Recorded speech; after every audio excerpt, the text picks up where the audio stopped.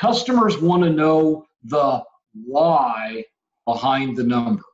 They don't necessarily want to know whether it's on high retail, high wholesale, low wholesale. They want to know the why behind the number.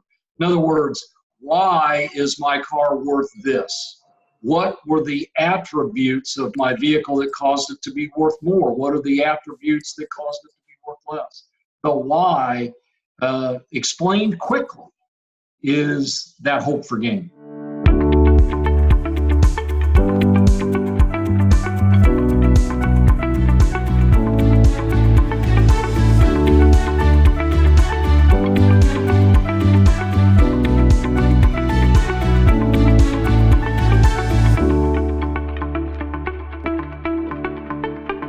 Look to book can be manipulated based upon appraisals that are closed, appraisals that may not have been entered into a pricing tool.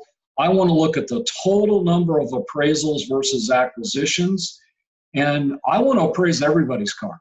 I don't want to just appraise the ones that I think I want to buy. I want to appraise everybody's car, because if I'm appraising if I'm appraising more cars just as a percentage of capture rate, I'm bound to acquire more cars. The appraisal effectiveness story is simple. You literally have to force your teams into appraising more cars so that you can acquire more cars. If you're south of 50% appraisal effectiveness in your acquisition department, you got work to do.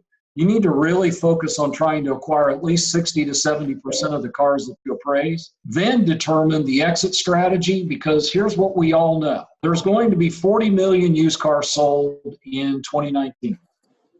Out of those 40 million, there were somewhere in the neighborhood of 14.5 million private sellers. That's where Joe sells Johnny's car. We lost out as automotive retailers any of the profitability on 14.5 million cars. Joe and John transacted without any of us getting a chance to sell a service contract, sell another car, create some sort of reconditioning income, create some sort of downstream revenue. We lost out on 14.5 million transactions. That's a lot of transactions, especially when most of those cars are midlife cars. Those are the cars that are 5 to 8 years old.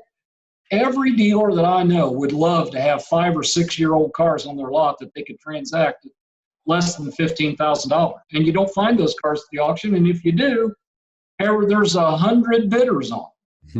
You're the only bidder in an acquisition. And give me an auction lane where I'm the only bidder, like private sellers, I'll win every time. So we really have to reinvent how we think about appraisal effectiveness.